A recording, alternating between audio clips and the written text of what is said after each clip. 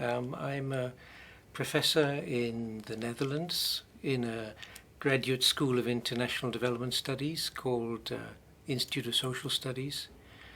I come originally from India, but I grew up in England, and then I spent the first decade of my career working in Africa as an economist.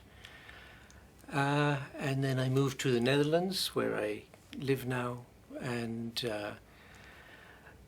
I have moved through a number of professional areas, and I found that the human development perspective matched the real complexity of people's living.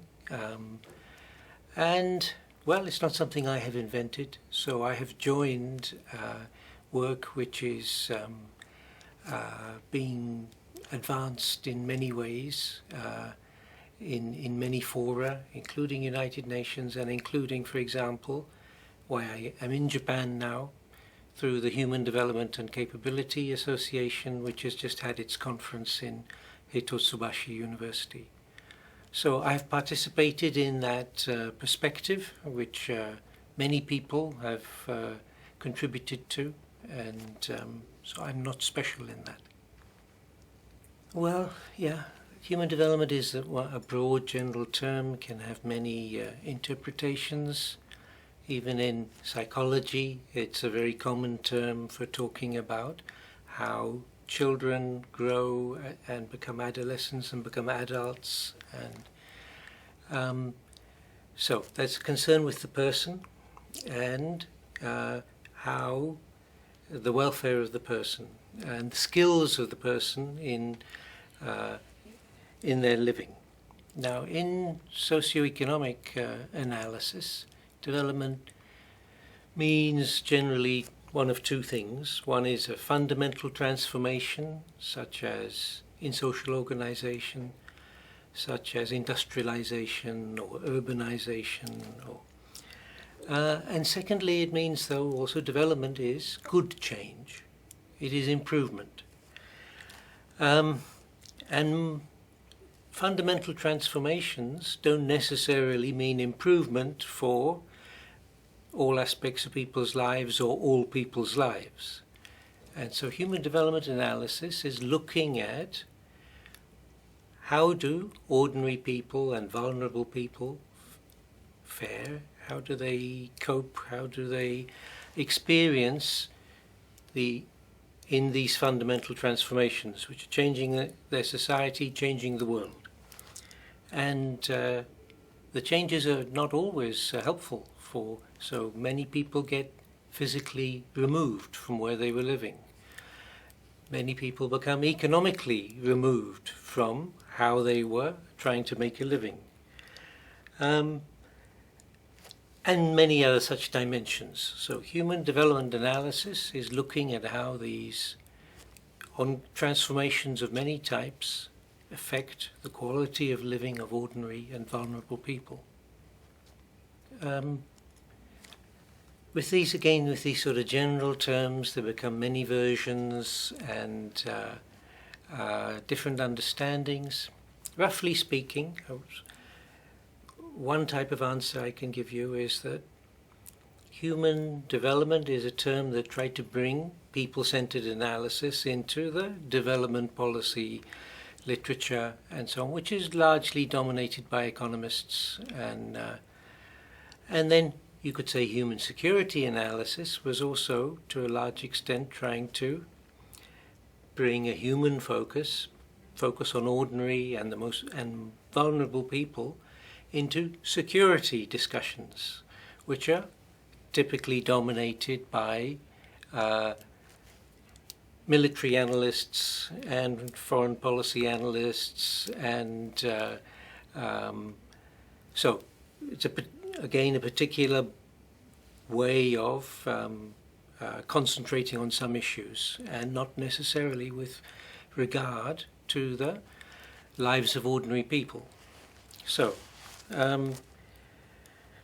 but yes, human security analysis is more than that. It is, you could say, it is It's a part of human development analysis.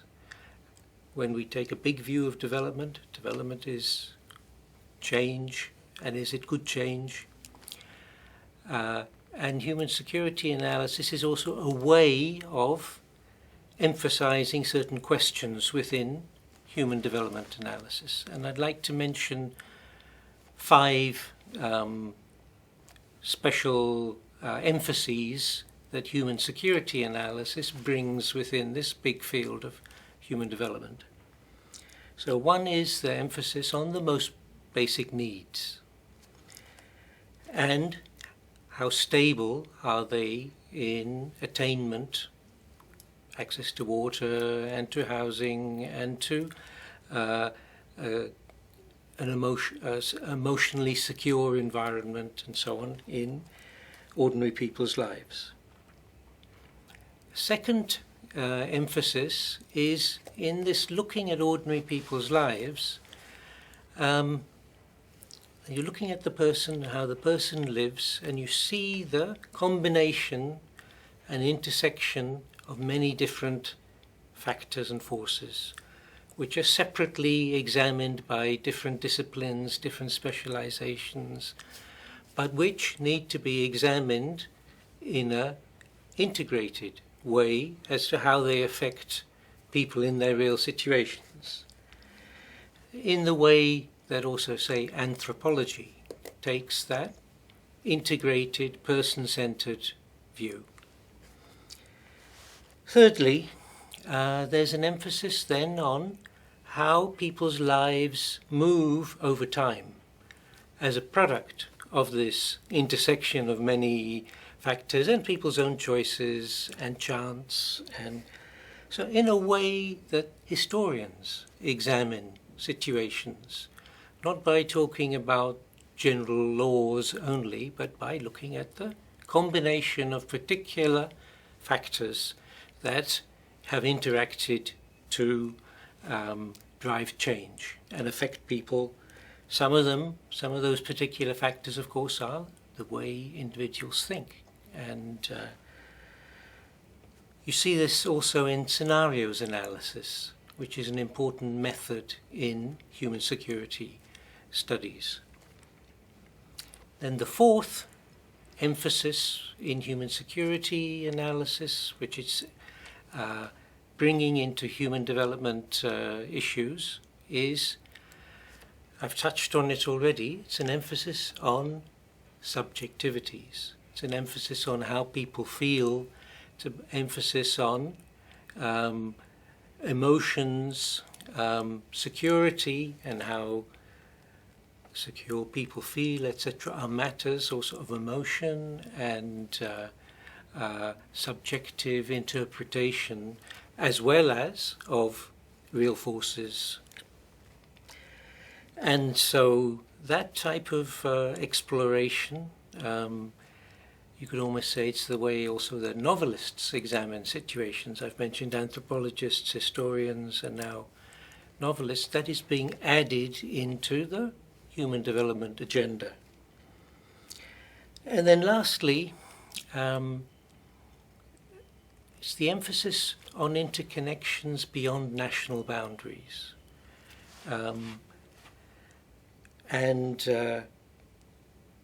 This is particularly important in environmental change and climate change, and it involves both an analytical perspective, so looking at the connections of systems across countries, and it involves an ethical perspective in terms of building an awareness of how we affect each other and how we are, across the world, jointly affected by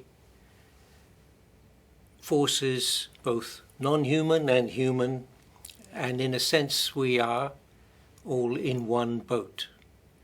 So it's contributing towards a perspective of common human feeling, which is terribly important also for guiding how people actually concentrate in the analysis they do, in the responses they give.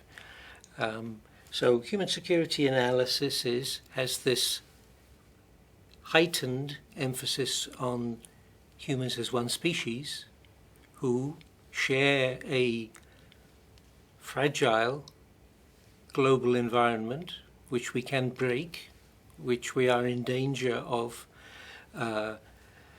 damaging fundamentally, and it builds, hopefully, it contributes to building a perspective of humanness as then something that we share, not just as a set of risks, as a shared predicament, but as we live as people who can understand each other, who are linked to each other, and whose future depends on cooperating with each other. So it's that perspective of shared humanity, living in an insecure world that is, I think, distinctively emphasized and added by human security analysis.